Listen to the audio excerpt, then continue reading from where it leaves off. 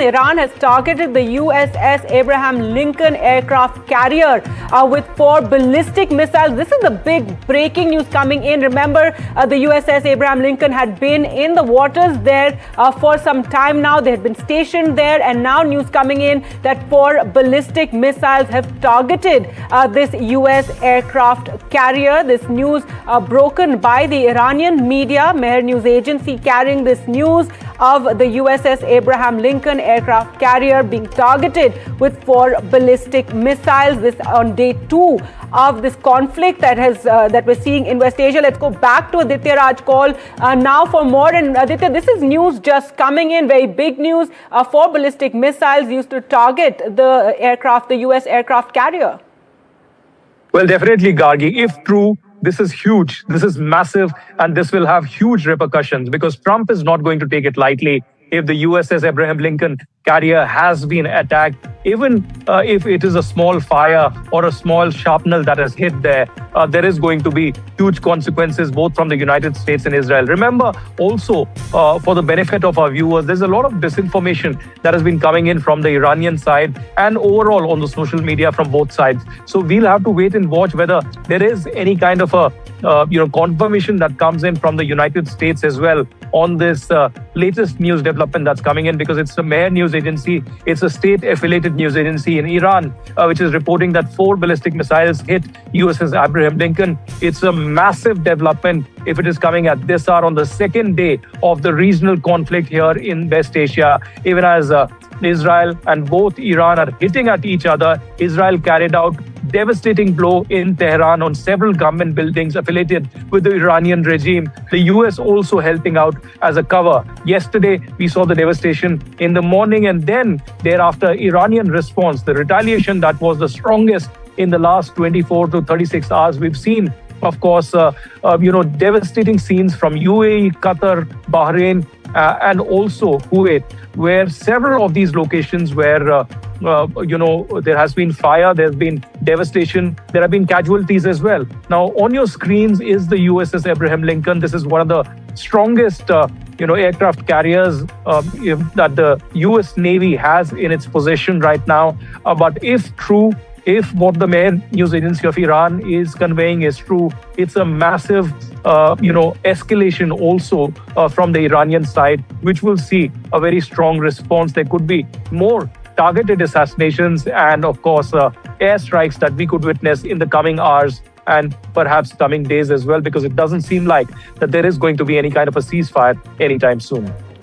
That's right, Aditya. And an important point there, yes, this information is coming from the Iran media, so we have to wait for more confirmation. But as Aditya, as you've pointed out, this would be, a huge, the US reaction to something like this. The USS Abraham Lincoln, we know, has been deployed in the waters there for, quite some time in anticipation of this strike that took place in Iran. And that is something that, a lot of you defense watchers were, looking at very, very closely. And just tell us more and our viewers more about the significance of this massive aircraft carrier, the USS Abraham Lincoln.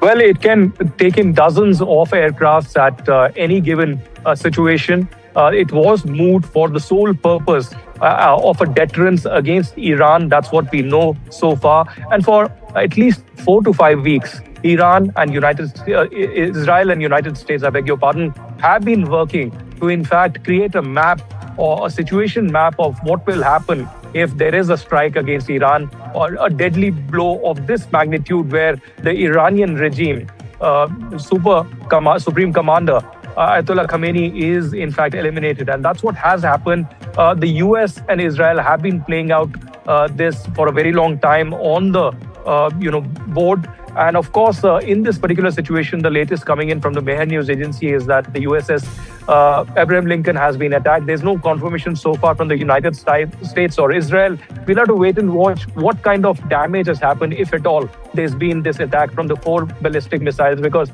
if there is 4 ballistic missiles have hit it, it is going to cause a huge damage.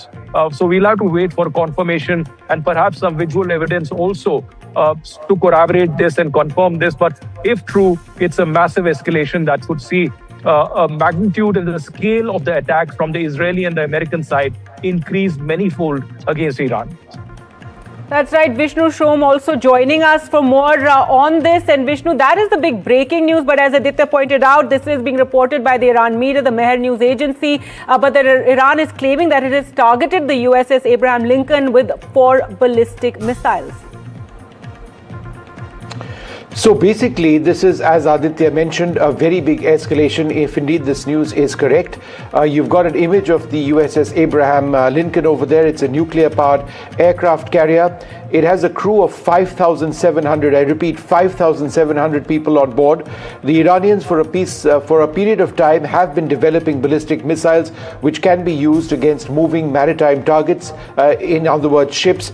They've got ballistic missiles which they designate as carrier killers. But I would like to mention that targeting is one thing, hitting it is something completely different, because the ship, the aircraft carrier, doesn't operate alone. She operates with a fleet of escorts, with each escort armed to the hilt with surface-to-air missiles. There's a Ticonderoga class cruiser, usually several Arleigh-Burke class destroyers, all equipped with SM series surface-to-air missiles, which are designed to take down missiles, including ballistic missiles and other weapons. But the fact that they've actually done this, assuming the news is clear, is a very big deal. I'd like to mention that sinking an aircraft carrier is, possibly extremely difficult.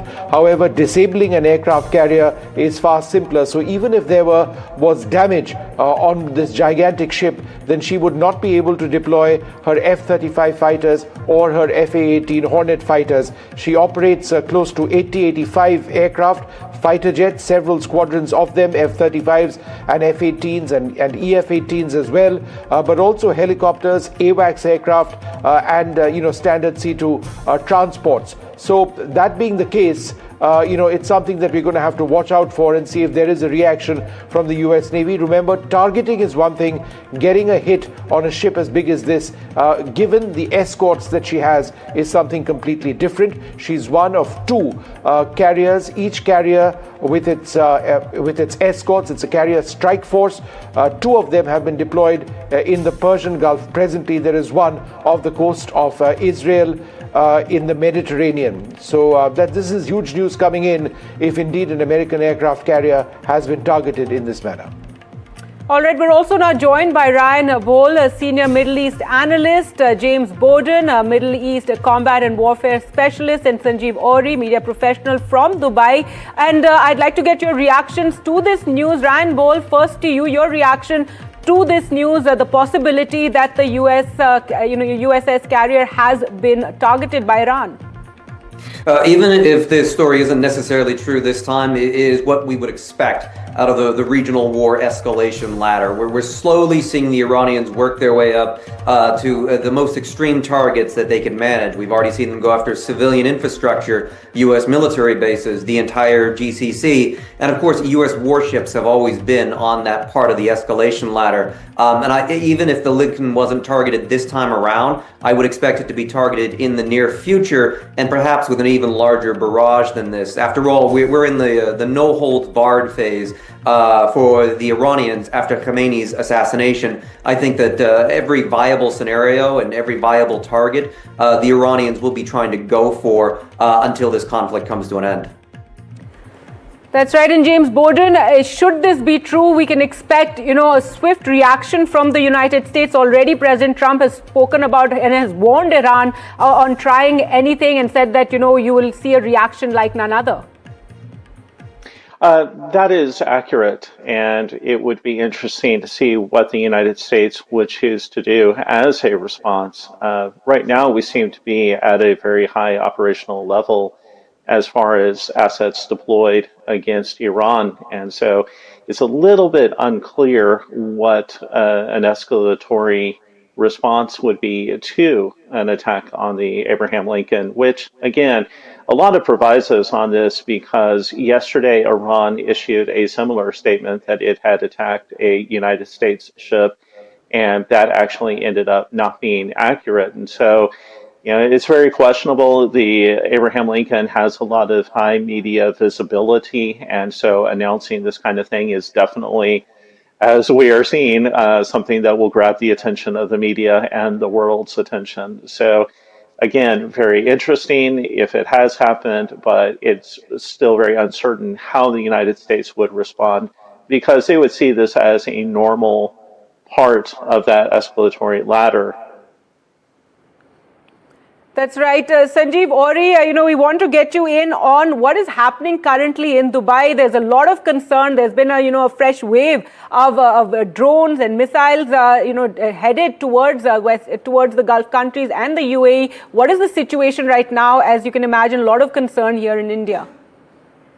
So Gargi, hi, thank you. And Gargi, there is a news of relief that we've received about 2 hours back from the National Emergency Crisis and Disaster Management Authority that the situation is under control. Anyways, there has been panic since yesterday, around 1 a.m., midnight 1 a.m., when we actually started getting the emergency flash messages from the government, and we could, hear explodes happening around in and near the Dubai.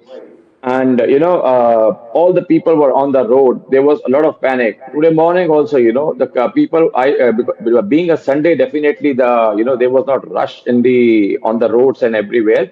But yes, people are avoiding to go out, and even in the localities you will not see people where they are, because here, once the request has been made by the government, people choose to, they make sure the orders are listened and people be inside the houses. So, yes, we have received this message 2 hours back that the situation is under control. As of now, all the religious places has been closed. We've received, a circular from the Gurudwara Sahib in Dubai and the temple, Hindu temple, that it has been closed, and the schools has been put on online studies for Monday and Tuesday. Something is happening in the sky. We can definitely, we can hear it for sure because the commercial flights are not operational. So if you Right. hear something, yeah, if you hear something in the sky, some movement is going on. But we always had this trust in our government here in Dubai, that they would be taking care of it, and they are taking well care of it.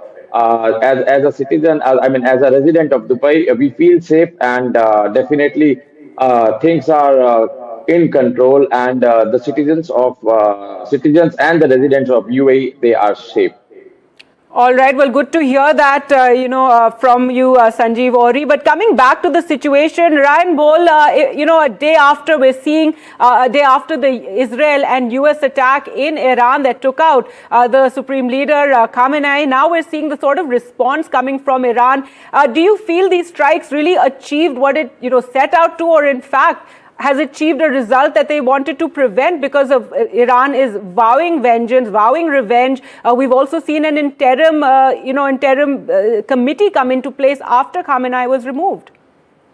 Well, would be surprised if President Trump had not been briefed that this was a distinct possibility. This is the full-scale escalation scenario that lots of analysts for many years have mapped out over and over again since the current Iran crisis began back in 2018 when the U.S. withdrew from the JCPOA. So the Americans decided that this was worth the risk. And I think that there is still an awful lot of uncertainty as to whether or not that will be true. Yes, there's been a leadership change in Iran because their leadership has been assassinated. Is the new leadership going to be more amenable to American interests? That's very much up in the air. Will the Iranians go so far that they will strike energy targets and cause an energy shock here in the United States? Also up in the air. And the Iranians are still in the midst of their retaliation. And will that retaliation take the form of significant civilian casualties in a country, or military casualties for the United States? We also just don't know. So this story is still being written. The Trump administration is very risk prone. They like taking big gambles. This was a gigantic gamble. They had to have known that all of these things could have happened, and they decided it was worth it. But we won't know until this conflict is over as to whether or not that calculation is going to pay off for them strategically and certainly politically, as this is an enormously unpopular war here in the United States. It's just a question of whether or not we move on to the next crisis next week, or if we're now rationing gasoline here in the United States, as to whether or not those political effects stick around for the Trump administration. That's right, and it came even as the talks were taking place between Tehran and Washington on Iran's nuclear program. James Bowden, we also saw these appeals from the US, from Trump, asking, for the people of Iran to rise up, that this was their moment. But while we did see some celebrations, we've also seen a lot of protests. So that really hasn't happened, this, popular rising up and taking control of Iran. That is correct. And I continue to really break, in my opinion, on this because, as you said, we have seen both support for the end of the regime, but we have also seen support for the government. And let's understand, the Iranian people are not monolithic. And that is why the US and Israel are painting this in a certain direction, and especially this idea that after the government is gone, that Israel is ready to rush in and help support the Iranian people, I think is largely based on a fallacy and this idea of freezing Iran in a pre-revolutionary concept. So I think that there is a lot of danger assuming that we are going to be embraced. I mean, look, we had this kind of promise when we went into Iraq in 2003 that we were going to be greeted as liberators and there was going to be a great surge of support and help for the United States to rebuild the government. And we saw the opposite. We saw an extreme insurgency. And so we should be prepared to be looking at a long-term dichotomous picture in which we see people who want a restoration of that government and will fight for it. This is also why I've been very nervous about eliminating so many people of the leadership. We just simply don't know what kind of chaos and confusion that we are unleashing by eliminating people with rank and with authority and who can tell people to lay down their arms and accept the new government. That is very important to retain. And the governments of Israel and the United States have just been bombing around and taking out anybody without really assessing the consequences over the long term. That's right. And Sanjeev Ori, you're feeling this as, more than anyone, being there in Dubai, and really the reaction coming, from the Gulf countries to find themselves the target from Iran of drones and missiles. Dubai, UAE is the country which is not used to such things happening. This is supposed to be, and it's actually a most safe country. Yes, go ahead. Audible? Yes, go ahead. Yeah, so that is why, and especially happening it from the Iran where, the line of war is not Iran and UAE. So that was the surprise for sure, and panic was there. But again, this government is able to manage it well, and things are, I think it's fine here. It's in control here in UAE. Right, absolutely. But even so, these sort of visuals, are completely unprecedented coming out from Dubai, from the UAE, and none of the Gulf countries would have thought, at least, that they would be subjected to such targeting coming in from Iran. Coming back to you, Ryan Bohl, and the worry really is the shock over oil as well. Should this conflict go on for a prolonged period, what it means for, for us here in India, for people in the United States when it comes to the economic impact, since we already have been dealing with several shocks over the last couple of years.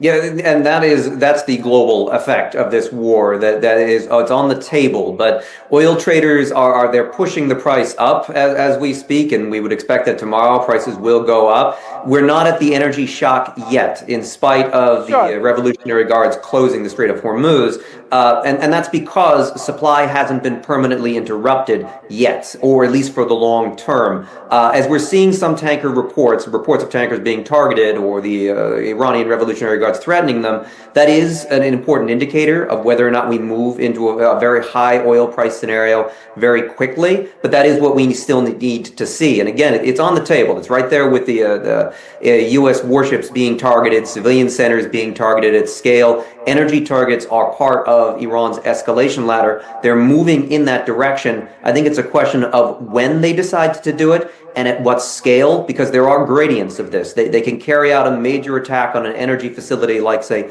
Abqaiq in Saudi Arabia and destroy a lot of capacity, but that doesn't necessarily result in a full-scale energy shock as it didn't in 2019 when they last attacked those facilities. So they can choose a relatively symbolic target with the idea of squeezing Americans and in fact the globe at the gas pump and on energy prices and hope that that puts diplomatic pressure on the US to de-escalate. But it's extremely risky. Trump will obviously react to that. Other Arab countries, Gulf Arab countries will react to that, and even countries like China will develop an opinion suddenly on Iran's behavior because of such an impact on them. So Iran will be hesitant. It's not a good choice for them. It's certainly not their first choice at all, which is why we've never seen them do it at scale. But I think they're pushed into that corner right now, and it's certainly more viable than we've ever seen in the previous phases of this conflict. Well, we've already seen one ship being targeted. James Borden, coming back to the conflict, the fact that the US and Israel went into Iran at a time when Tehran and Washington were coming to an agreement on Iran's nuclear program, and now you have, and what does this mean now for diplomacy, conflict in the world? You have China and Russia reacting. Putin has called it cynical, the killing of Khamenei, while China has said it's a grave violation of Iran's sovereignty.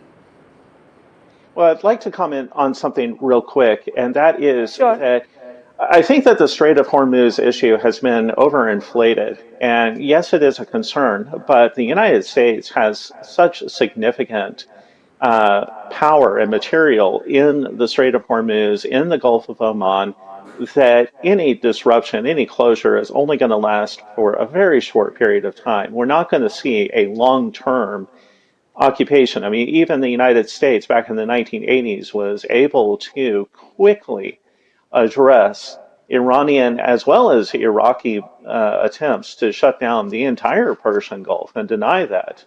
There was a full-scale military response. And so I think that we're overestimating the capabilities of the Iranians. One of the ships has already been targeted, and the sailors had to be rescued. There were 15 Indians on board. So would ships want to take this risk right now?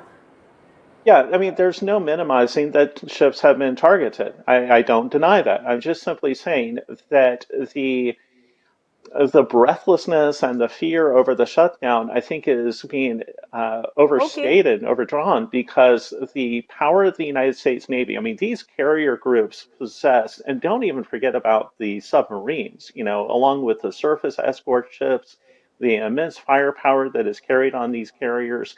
I mean, they can eliminate and fully address any Iranian challenge in that region.